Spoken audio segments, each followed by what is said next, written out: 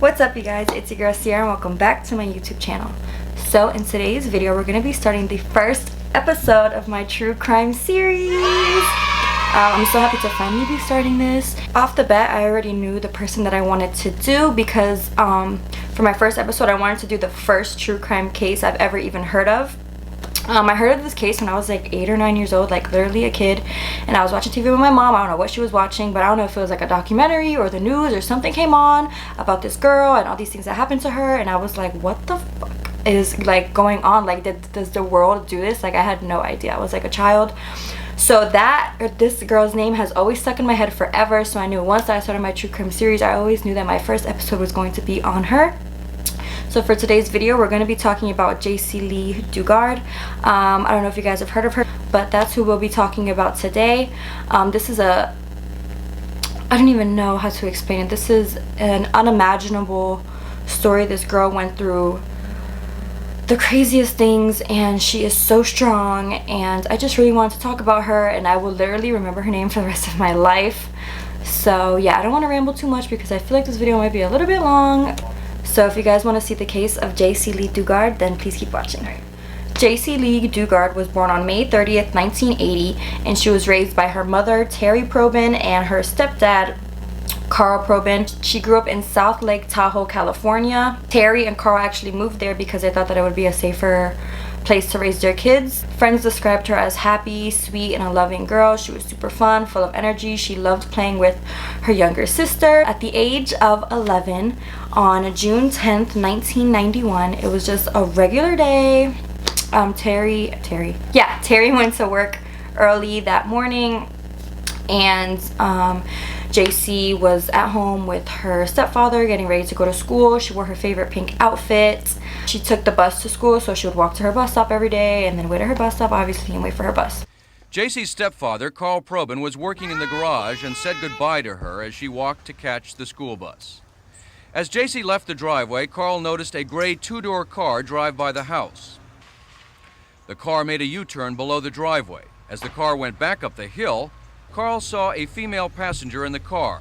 He thought the occupants were lost or needed directions. She's walking up the hill to get to her bus stop, and a gray car pulls up, and she's thinking like, oh, maybe somebody needs directions, because you know, why else would somebody come pull up next to me?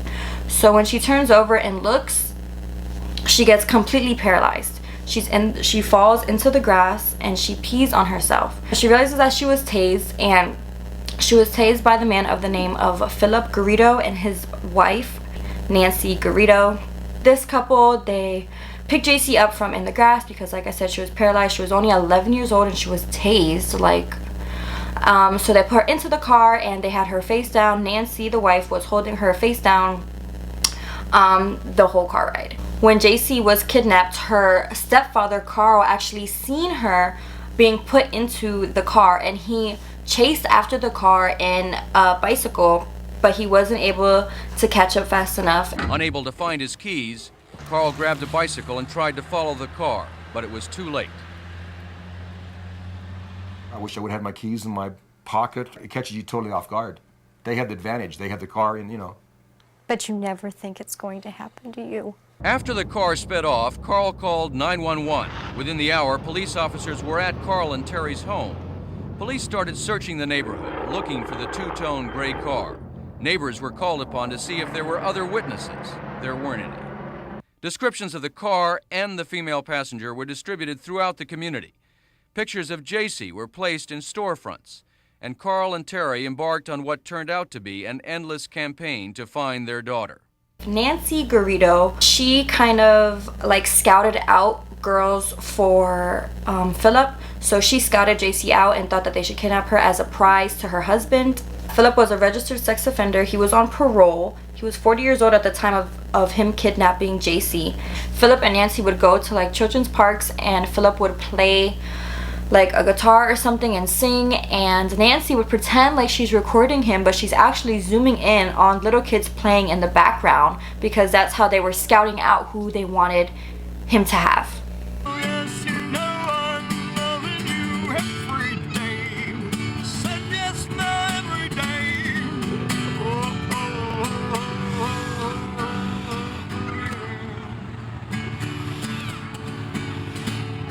got me real good? Yes. I can see you really good.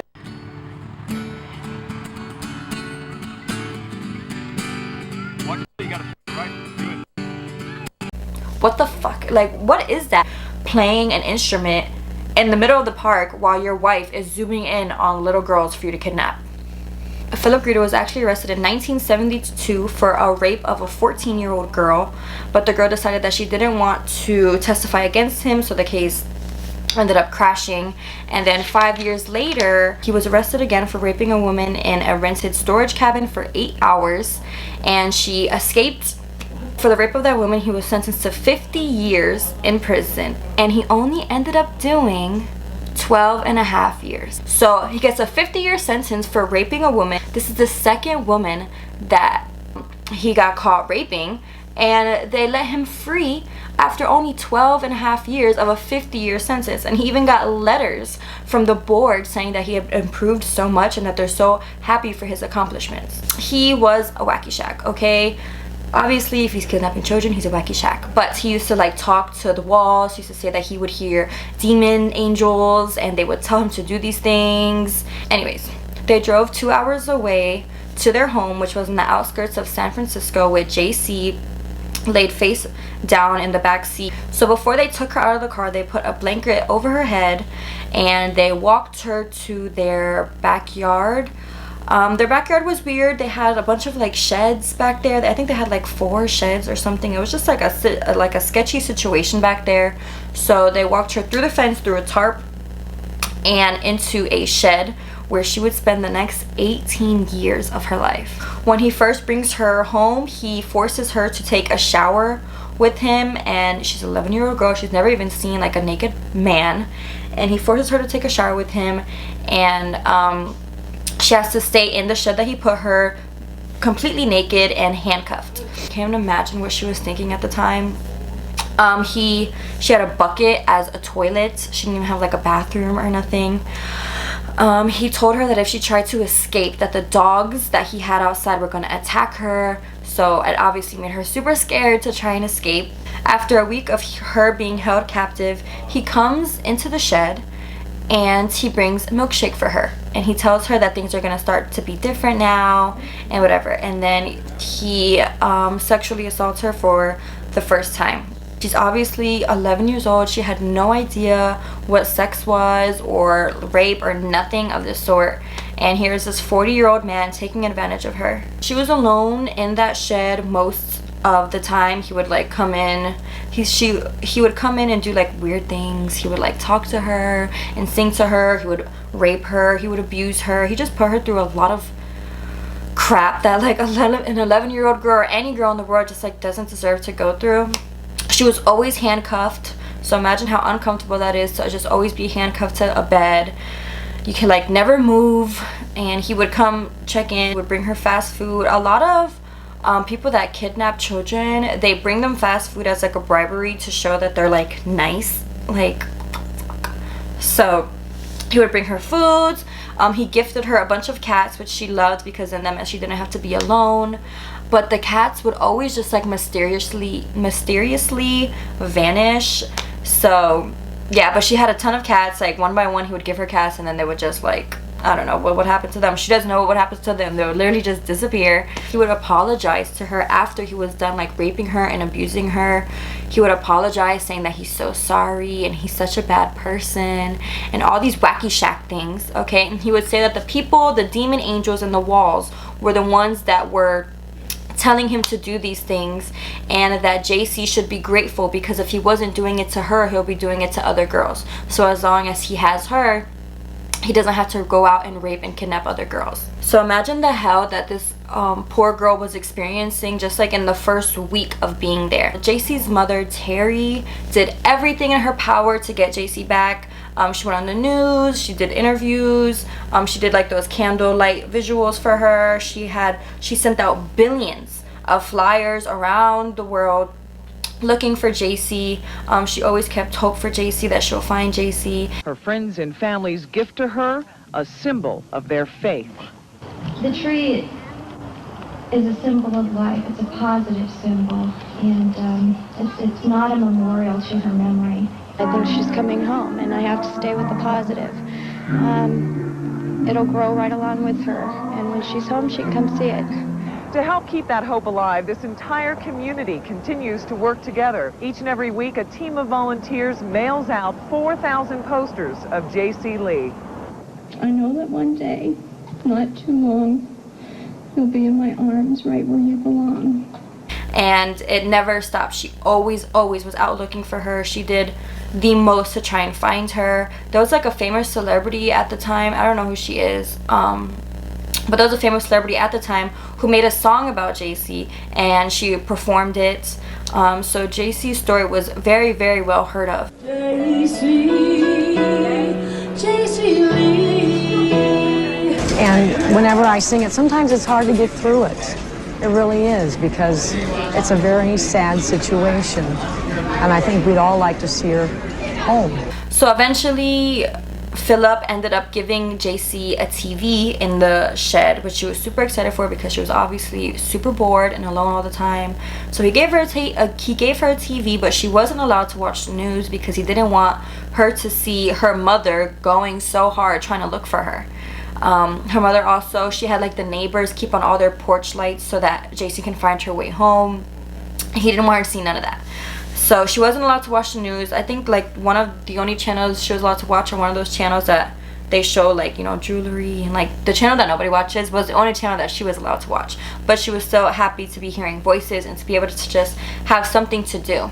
In her captivity, Philip would do like hardcore drugs, and when he would do these drugs, he would make her dress up as like I don't know, he would dress her up into different things and then assault her or make her do things to him, like a fantasy kind of thing. He ended up giving her a journal, which I feel like is weird for somebody that kidnaps you to give the person you've kidnapped a journal, because then they can document everything that you do every day or everything that's happening every day. It's kind of like a big book of evidence. But he gave her a journal, and she wrote in that journal every day. She wrote about her cats, she wrote about her mom, she just wrote about just random things, how she would be excited to see the world one day, and she was just like super hopeful.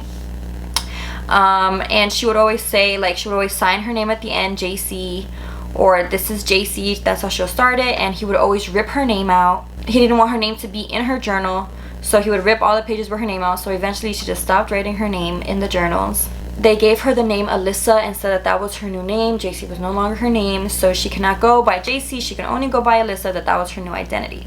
7 months into Jaycee being kidnapped, Philip ends up bringing in, for the first time, he brings in his wife Nancy.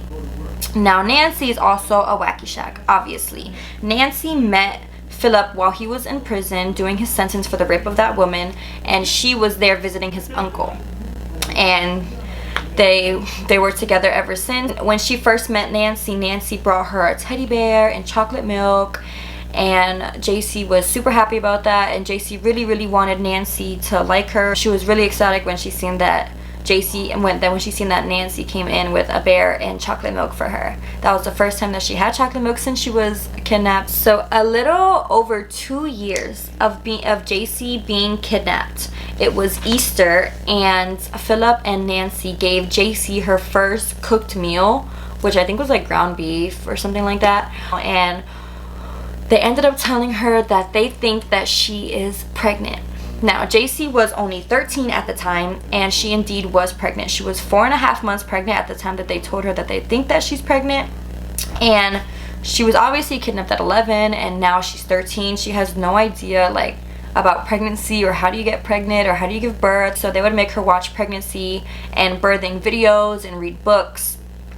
And Philip and Nancy would also read these books and watch these videos because they're obviously not going to take her to a hospital to give birth. They're going to have to do it themselves. So they watched a lot of videos and books and things that are teaching them how the labor goes and how to get the baby out and whatever. So the only thing Jaycee knew about labor was the videos that she saw. So now she had turned 14 while she was pregnant. So when she was 14, she was in the shack alone all day. She hadn't seen Nancy or Philip. They didn't come visit her. all day yet, and she was in excruciating pain. She was having contractions. She felt like she was going into labor, and she had nobody there. She couldn't scream because the walls were soundproof. So she was just like in excruciating pain for hours until they ended up showing up and seeing her. She ended up going into labor while they were there, and the baby was having difficulties coming out. So Philip was watching the birthing videos, and he thought that maybe the cord was around the baby's neck, so he went in and undid the cord from the baby's neck, and the baby did end up coming out. So at 14 years old, Jaycee ended up having her first daughter in captivity. She was obviously super happy to have a baby, because then that meant that she wasn't alone anymore. She had like a whole person to be there with her, to take care of. She was happy when she had the baby. 3 years later, she ended up having her second baby in the shack with Philip and Nancy there. So over the years, Nancy started to get really jealous of Jaycee. I don't know why she would be jealous, as if Jaycee wanted to be in that position. And I don't know how you get jealous when you're the one who scouted her out for your husband to have as a gift. So anyway, she ended up getting jealous of Jaycee, and jealous that she had kids with Philip and things like that, and that Philip would have sex with her and whatever. He told Jaycee that to make Nancy feel better, that they would say that her daughters were actually Nancy's daughters and that Jaycee was their sister.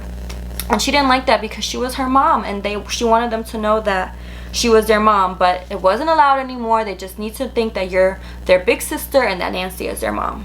Now, like I said, Philip was on parole this whole time, okay, for raping girls. Okay, so he was on parole this time, so he had parole visits. He had 60 parole visits in the 18 years that Jaycee was there, and they never ever even thought to look in the back of his house.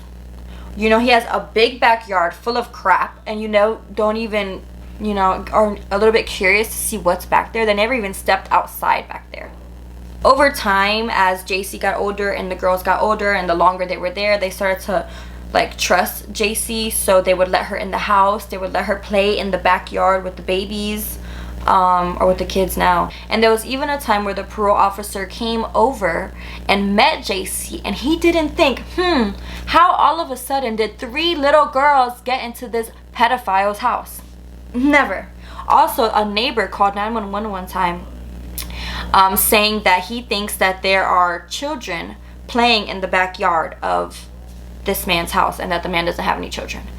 And they didn't even look into it whatsoever. Like, how do you get a call that a pedophile has kids in the back of his house and you don't even go check it? Like, I feel like the system really failed her. Like, they don't even get me started on the system. You want to turn the light on? Sure.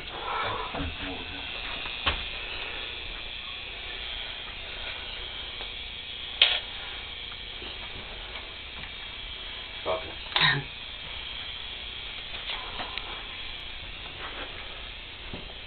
What does a parole agent do for his parolee, Mr. Ma'am, you can come in office and we'll discuss that. The other right, day, at an appropriate time. The other right day, now I'm doing a search, and I'd really if you stay in this front room, and I don't have to place you in restraints, because right now I'm searching the house. So you can sit up here in the front room until we're finished. It took about 10 years of her being captive for them to start letting her go outside, and to where she wasn't handcuffed and things like that. She was still locked into the shed every day. That was still like where they lived, but she was allowed outside with their like vision, and she was allowed to go places with them, like to the she went to like a concert or something with them. She went to the grocery store, just like things like that. They let her go out, and she never made a sign to anybody that she was kidnapped. So when Jaycee was now in her 20s, Philip decided that he wanted to start his own printing business. So he started a printing business, and he gave Jaycee like a job. You know, he's obviously not paying her, so it's not really a job, but she was excited to have the job because it gave her something to do. And with this job, she had to make like invitations and cards or something like that. And so she had a computer that had Wi-Fi, and that was how she would do the cards and stuff like that. And she would do phone calls, she would answer phone calls, but she never said anything. He told her that like the computer and the phone is monitored, so if she ever tried to do anything, he would know, and something really bad would happen to her. So obviously, you know, we have to think, even though she's in her 20s, she still has like the mind of like an 11-year-old. So she's obviously super scared, like, no, I don't want anything to happen to me. So that's why she never tried to say anything to anybody, because she was truly terrified of what was to come if that happened. 18 years into her captivity, when her first daughter is 15 years old now and her second daughter is 11, Philip took the girls to UC Berkeley campus to pass out like those little Jesus flyers and stuff like that. You know, we all see those people. He was doing that on the UC Berkeley campus, and he had the girls with him. He thought that if he had the girls with him, it would bring more people to him. And there was 2 campus police that had just like a weird feeling about Philip and about the girls. Initial impression of him that he was clearly unstable. The girls appeared to be extremely, they were very quiet, they were very subdued, they were non-responsive, they didn't exhilarate the energy that children of their age would generate or exhilarate. They weren't in school. It was 1 o'clock, school had started in this region, so they weren't in school, so that was one of the things that sort of caught my attention. He was very animated, unlike the girls. The older girl typically stared straight up at the sky, didn't make eye contact. So they ended up talking to him, pretending like they were intrigued in his little Bible thing that he was doing. And so they ended up asking for his name, just having like a small talk. He told them his name. And so they went back and they looked him up, and they seen that he was a registered sex offender and a pedophile, and that he was on parole. Focus my attention now on these 2 little girls who at first they kind of just blended into the background. I didn't really understand why they were there. So I said, sorry, sir, to interrupt you. Who are these 2 young ladies? And he said, oh, these are my daughters. And he introduced them. And I said, oh, you know, how old are you? And the younger one, she said she was 11. She said that, and we asked her what grades they were in, 4th grade and 9th grade. And I think Lisa asked, do you guys go to school? And they both just, like robots, were homeschooled. Just very straight. I was okay. And the one thing to point out that we noticed right away is the coloring of these 2 little girls. They were extremely pale. In comparison to Philip, they were extremely pale. Bright blue eyes, just like him. At one point, I focused my attention on the homeschooling, and I wanted to know a little bit more about the family life, because now I'm back into police mode, and what do I have? What kind of crimes do I have? What can I do? So I asked him, so you're homeschooled? And I asked Mr. Garrido, I was like, who do you teach? Does your wife? And he says, well, my wife teaches, and I help with that. And then the younger daughter said, and we have an older sister that lives with us too. She's 28. And the older sibling said, without missing a beat, 29, and went right back up to her dad. And seemed kind of bothered that was even mentioned. At the time, I didn't think much of it, just noted that, okay, there's an older sister at home as well, and a mother. So now I've got, you know, the family aspect. You know, I kind of understand how many people I'm dealing with.